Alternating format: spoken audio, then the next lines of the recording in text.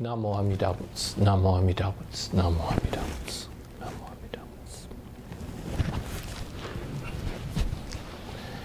Welcome once again to Kahului Hongwanji Buddhist Temple's online YouTube Sunday service. Today's service is for February 26, 2022. And today we are observing Nirvana Day and BWA Dana Day. So Nirvana Day is the commemoration of the passing away of Shakyamuni Buddha, his going into pari-nirvana or complete nirvana. I'll say a few words about that later. And it also is BWA, Buddhist Women's Association, Dana Day. And Dana is the first and perhaps the most important of all of the Buddhist perfections, often called the six perfections or the six paramitas. And Dana is the perfection of selfless giving. So I'll talk about that a little later too. And also we will have our family gratitude remembrance today. Family gratitude, remembrance of those who have passed away and who have memorial services during this month of February. So let's now begin our service. We have already heard the Kansho, the calling bell, calling us to attention and mindfulness. We will now chant the Vandana and Tisarana. Then we will have the Aspiration for today's service, and then we will chant the Sutra verses, reaffirming the vows, which is the English version of a sutra from the larger of a gatha or a hymn from the larger Pure Land Sutra called Juseige. Now, following the sutra, we will recite the Golden Chain of Love, and then I will share a Dharma message with you. Following that, we will chant the Metta, the loving kindness meditation, and then sing the Nembutsu, and then we'll have some closing words and announcements. So thank you very much for joining us, and now let's begin our service by putting our hands together and reciting the Nembutsu. Namo Amida Butsu, Namo Amida Butsu, Namo Amida.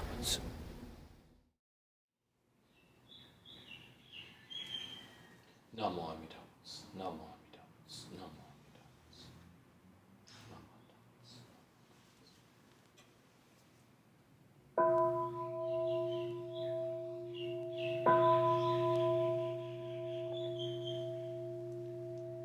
Namo tassa bhagavato arahato Sama Sambuddhassa.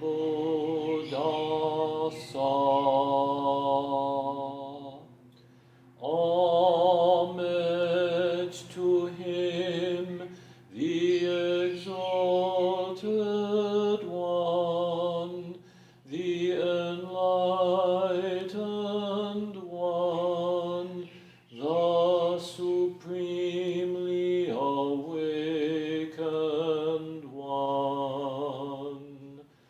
Bhutang saranang gacchami, dhammang saranang gacchami, sanghang saranang gacchami. I go to the Buddha for guidance. I go to the Dharma for guidance. I go to the Sangha for guidance.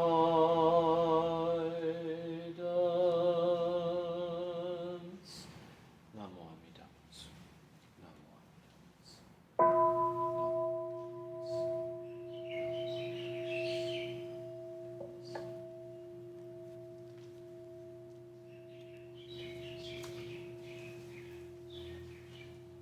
Namanda, Namanda.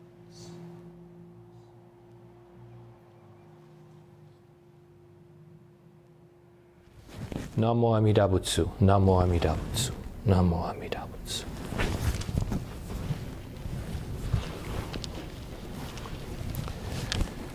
We spiritually gather together today to observe Kahului Hongwanji Buddhist Temple's Nirvana Day and BWA Dana Day service, as well as our monthly Family Gratitude Remembrance.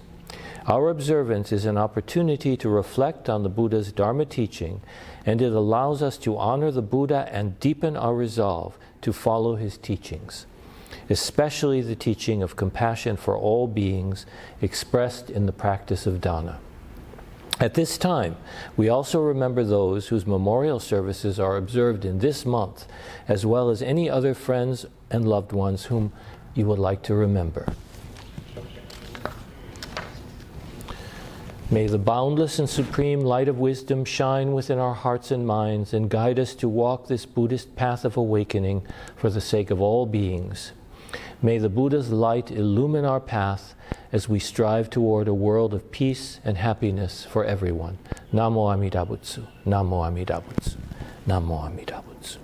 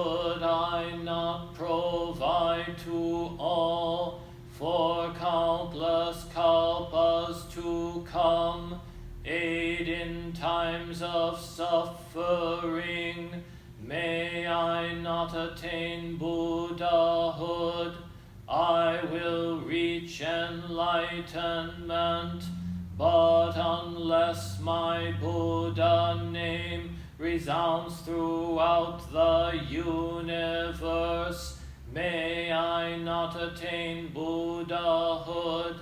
I will practice the noble path, wisely, mindfully, free of greed, seek to reach the supreme way, be a guide to one and all. May my power shine great light to illumine and dispel the darkness of the three poisons and save all from suffering. With eyes of wisdom I'll remove the darkness of ignorance. I will close all evil paths, open gates of highest good. When I attain Buddhahood, light will shine throughout all lands, light brighter than sun and moon, outshining all heavenly lights, giving my virtues to all, not forsaking anyone. I will proclaim the Dharma like the roar of a great lion, bowing before all Buddhas, steadfastly gaining virtues, with wisdom fulfilling my vows. I shall be a guide to all, like the wisdom of my teacher. May my wisdom also shine all throughout the universe and illumine one and all. If I shall fulfill these vows, may all lands tremble with joy. From the heavens wondrous flowers rain down upon all the lands. Namon Dabu, Namon Dabu, Namon Dabu, Namon Dabu.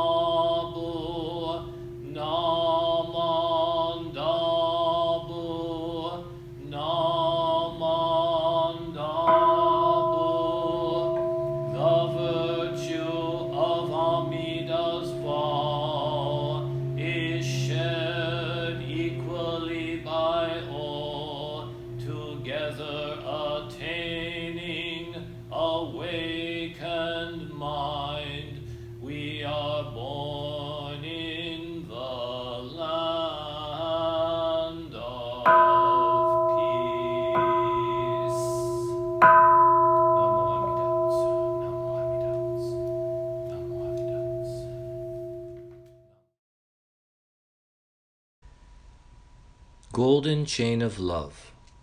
I am a link in Amida Buddha's golden chain of love that stretches around the world. I must keep my link bright and strong. I will try to be kind and gentle to every living thing and protect all who are weaker than myself. I will try to think pure and beautiful thoughts, to say pure and beautiful words, and to do pure and beautiful deeds, knowing that on what I do now depends not only my happiness or unhappiness, but also that of others. May every link in Amida Buddha's golden chain of love become bright and strong, and may we all attain perfect peace. Namo Amida Butsu, Namo Amida Butsu, Namo Amida Butsu.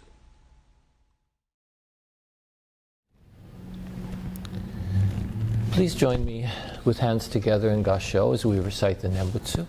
Namo Amida Butsu, Namo Amida Butsu, Namo Amida Butsu. Welcome once again.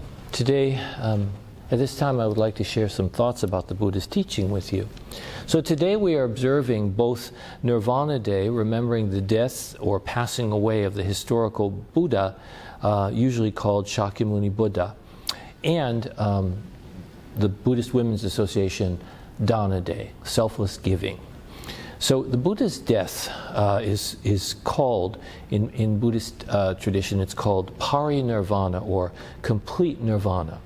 Because even though the Buddha was said to be fully awakened, that is, he had no more attachments and no more discriminating or judgmental thoughts. His mind was completely pure. So even though that was the case, somehow he had not yet reached parinirvana, complete awakening, while remaining a living being. To be honest, the meaning of this is really beyond my understanding. I mean, I cannot really understand what it means to be awakened, to be fully awakened or even partially awakened, because I am not, of course. But the fact that the Buddha did not reach complete awakening until death is something that we can all reflect upon, or we should reflect upon, and maybe it will change our understanding and our thinking about death itself. We'll leave that for another day to talk about that. But because this topic is kind of beyond my understanding, I would like to reflect a little bit about dana, the Buddhist concept of selfless giving, because that's something I think we can more easily grasp. So today we are observing the Buddhist Women's Association's Dana Day. And what is dana? That's the first question.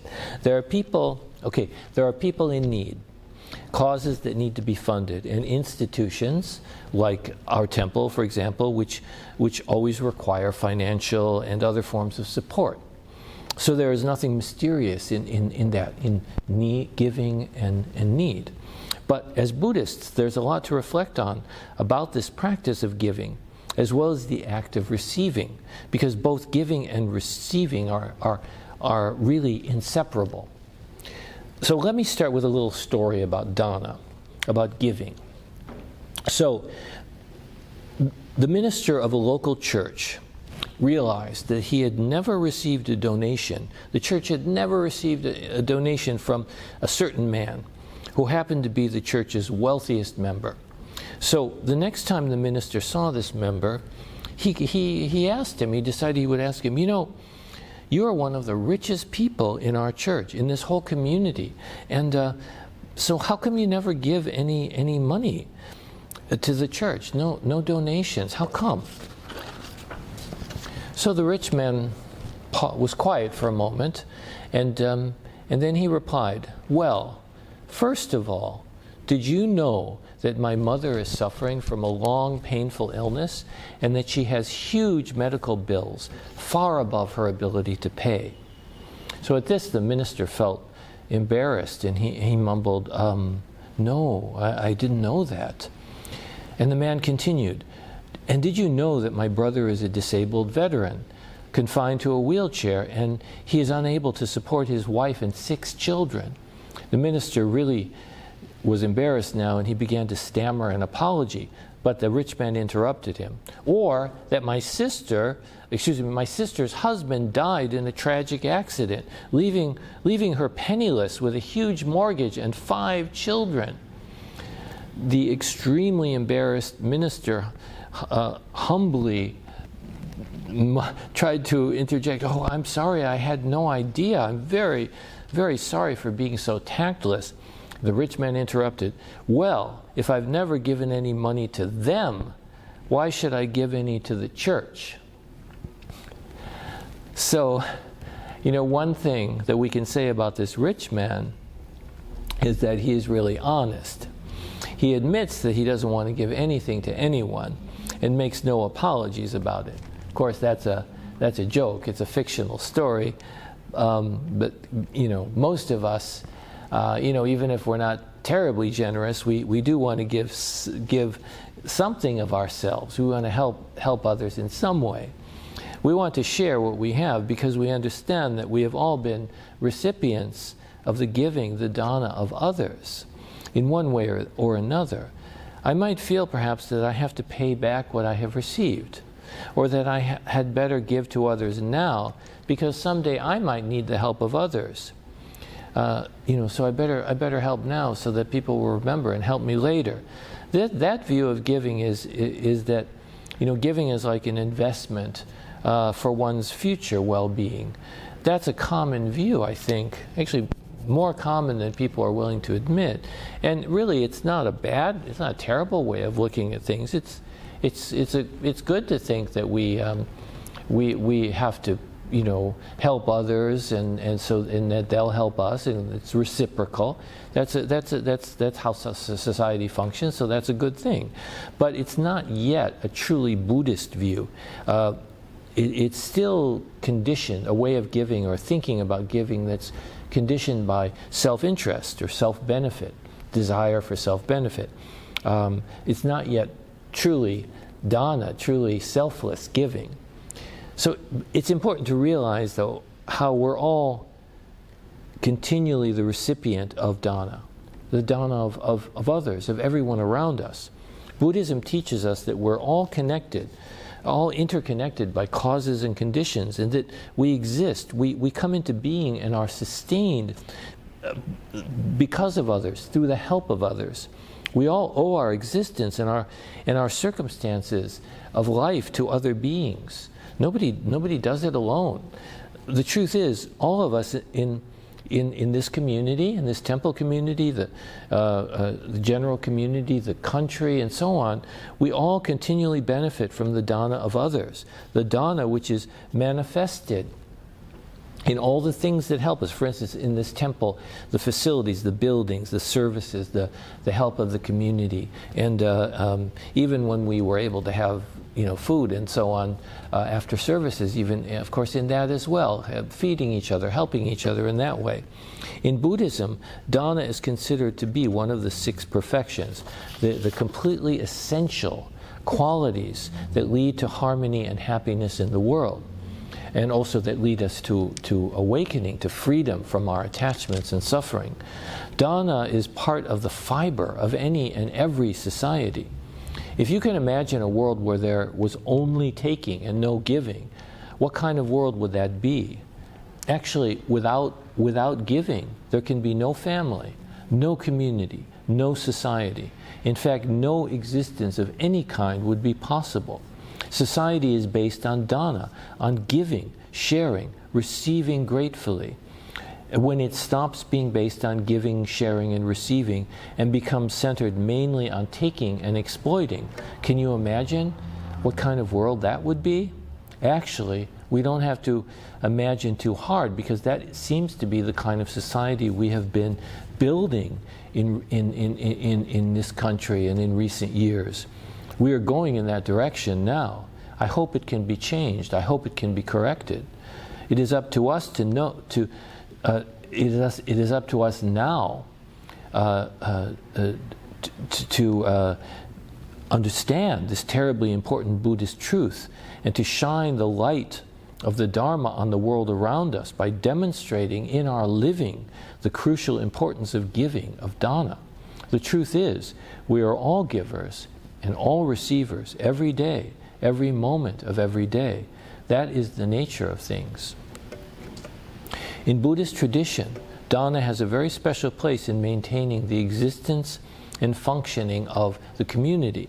Originally, Buddhism was focused on the practice of monks and nuns who had left home. That is, they had renounced the everyday world of making money and spending it, the reciprocal benefit of struggling to provide for their physical sustenance in order to concentrate fully on attaining awakening. Everyone couldn't do this, of course, but the lay people appreciated what the monks and nuns were doing, and they trusted that they would share in the merit of the Buddhist practices that the renunciants were performing, were carrying out. So it was necessary for the lay people to support the efforts of the monks and nuns by giving them food to live on and resources to support the temples. So the dana worked both ways. The lay people gave sustenance to the monks, and the monks provided spiritual benefit to the people. This is a perfect example of the traditional practice of dana as it is ordinarily understood. Of course, this system is not perfect. The lay people sometimes became a little kind of corrupted by this system because they felt that through their giving they were somehow investing in or buying good merit for themselves and their families, good merit or even good luck. And they felt that they could purchase happiness just for themselves through this practice of dana. This is the limited self-benefiting dana that I mentioned. Also, because they wanted to give more, to get more merit and benefit, lay people who were rich would often give lavish gifts to the temples. And so the monks and nuns sometimes also became corrupted by that, acting as though they were pure and sincere and devoted to the Dharma, while inside they felt proud and self-important. Then they used the wealth they received to exercise power and to support their growing feelings of superiority. So we can see that our motives can affect the way we give and receive dana. The earliest Buddhist sutras list some of these motives. For example, one sutra tells us, first, some people give alms, practice dana, to adorn and beautify the mind, and because of altruistic motives. This is the motivation of the desire for wisdom and compassion and enlightenment or awakening. Second, some people give in return for a favor done to oneself in the past, and some give with the hope of getting a similar favor for themselves in the future, as we mentioned. Here we are motivated by a sense of duty and fairness. We feel that we must return what has been given to us, and we hope to gain something in return in the future for our offerings. The third one is that some people give alms, perform dana to gain a good reputation, and some because giving is considered good. This is the motivation of appearance or what others think. So we give dana in order to get others to think well of us. Fourth, some people give out of fear of bad luck or evil rebirth. This is what we might call superstition or magic, simply trying to make a deal with the spiritual forces who we imagine control our fate. So I better do this so that I don't have bad luck. Sort of a negative version of doing it to gain a good result, And then finally, number 5, some people give with annoyance or as a way of offending the recipient or with the idea of insulting him. This is called giving with ill will. So that would be, annoyance. We can kind of understand that okay, I have to give some money again. They're asking for money. Usually it's a mixture. Actually, it's probably all these things are mixed together for most of us. There's a little of each of them. But although I think very few of us give money with the idea of offending someone else, but that could happen too. So now when Shinran Shonin, the founder of our spiritual tradition here at Kahului Hongwanji, when he was struggling as a monk all those many centuries ago, he observed in himself that he did not perform any Buddhist practice, including dana, with a pure and ideal state of mind, such as the sutras say we should have.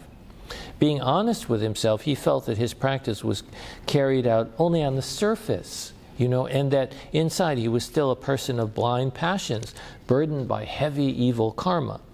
Looking at other followers of the Dharma, he came to the conclusion that this situation was widespread throughout Buddhism in his time. And in one of his poems he wrote, "Each of us in outward bearing makes a show of being wise, good, and dedicated, but so great are our greed, anger, perversity, and deceit that we are filled with all forms of malice and cunning." So that's strong words.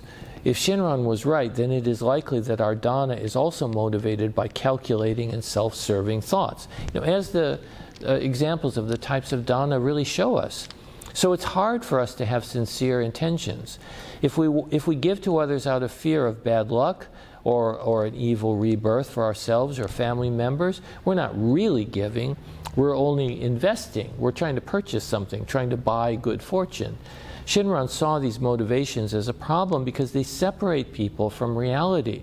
Or rather, such attitudes focus our attention more on ourselves and our desires than on the needs of others. And dana is supposed to be giving to help others.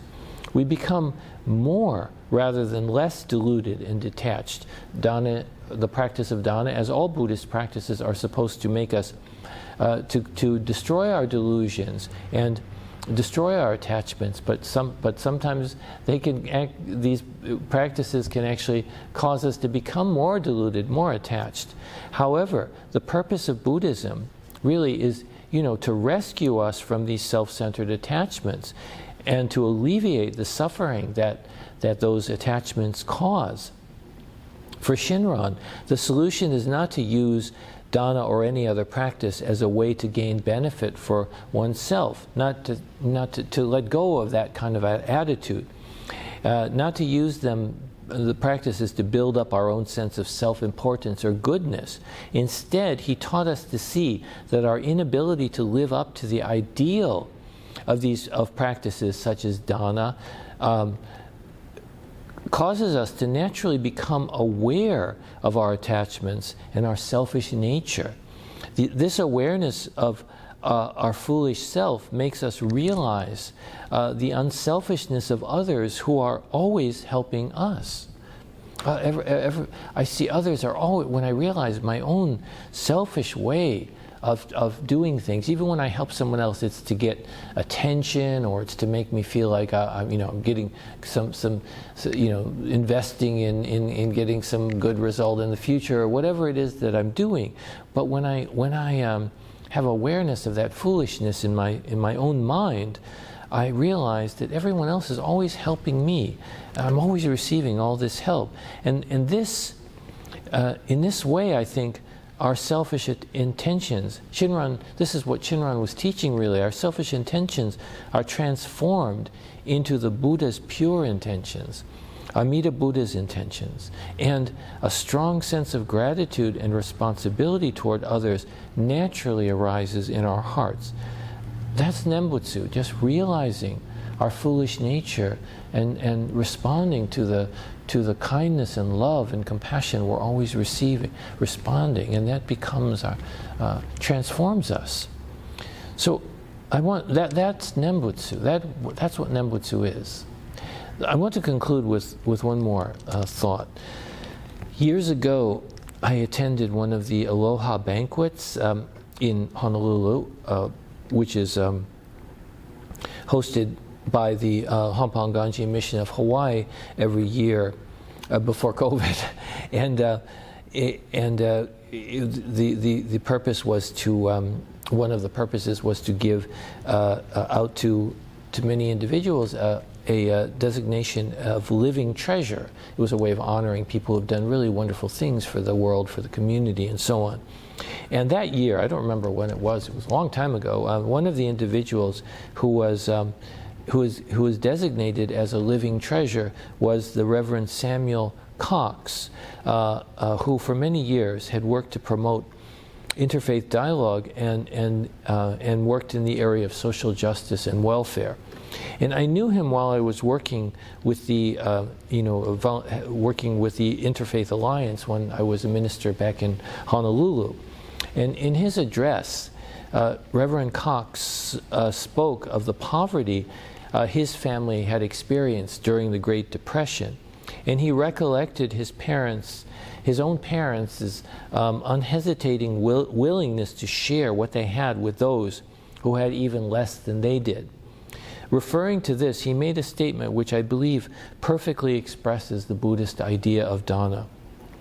He said that once he had complained to his father, because his father was always giving away their food to people who were poorer than them. Someone came to us and said, "We have no food for the children, no milk for the babies," or things like that. And they would unhesitatingly give away what they had to people, to other people. And he complained to his father, and his father told him, "When we share what we have, there is enough for everyone." So he said, when we share what we have, there is enough for everyone. And when I heard these words, I realized that true dana is never a matter of taking something away from myself and transferring it to others. It's simultaneous, the giving and receiving. There's no separation. What I give is only part of what I receive. Always, what I receive is is connected, totally integrated with what I give throughout my life. The perfection of dana means that I always need to return to others what I have received from others, to return to the oneness of life what I have received from the oneness of life. In these days when there is such great need in the world, so much suffering, and so much that needs to be done in order to nurture and share the great teaching of compassion and wisdom, I hope we can all reflect upon and understand the true meaning of dana. So thank you all very much for listening, and let us put our hands together and recite the Nembutsu. Namo Amida Butsu. Namo Amida Butsu. Namo Amida Butsu. Namo Amida Butsu. We will now have the chanting of the Metta, the loving kindness meditation. Thank you.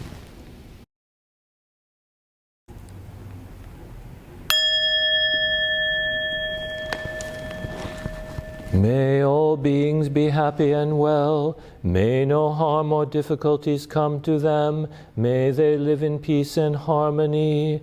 May I be happy and well. May no harm or difficulties come to me. May I live in peace and harmony. May my family be happy and well. May no harm or difficulties come to them. May they live in peace and harmony. May my teachers be happy and well. May no harm or difficulties come to them. May they live in peace and harmony. May my friends be happy and well. May no harm or difficulties come to them. May they live in peace and harmony. May strangers be happy and well. May no harm or difficulties come to them. May they live in peace and harmony. May my enemies be happy and well. May no harm or difficulties come to them. May they live in peace and harmony. May all beings be happy and well. May no harm or difficulties come to them. May they live in peace and harmony.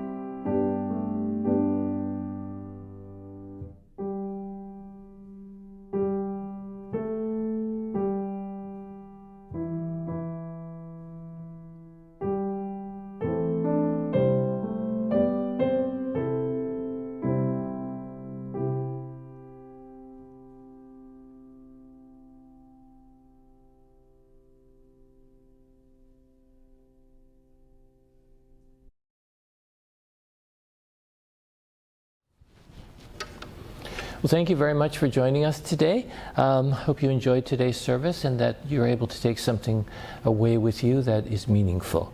I have a few announcements.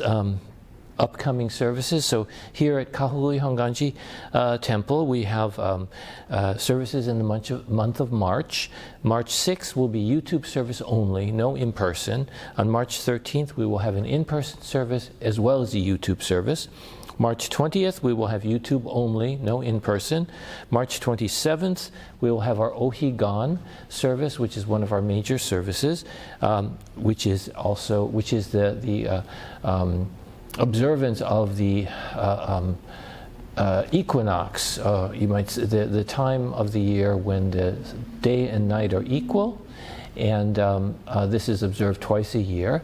And in Buddhist terms, this is thought of as a time when we reflect on the harmony of the universe, and also on the six perfections, the practice of the six perfections. So that's something that is traditionally part of what Ohigan is all about. And also on that day we will have our family gratitude remembrance for the month of March. On April 3rd we will be having our Hana Matsuri, a flower festival that commemorates the historical Buddha, Shakyamuni Buddha's birth. That will be April 3rd, and that will be an in-person service as well as a YouTube service. And on April 10th there will be no YouTube service, no in-person service here. We will be having a Zoom version of the Central Maui Hana Matsuri, which is temples that gather together to celebrate the Buddha's birth. And so this will be still, because of COVID, we have decided not to do the live one as we used to do, but we will have it live on Zoom. Okay, so thank you very much once again for being here today, and let's conclude our service now by putting our hands together and reciting the Nembutsu. Namo Amida Butsu. Namo Amida Butsu. Namo Amida Butsu.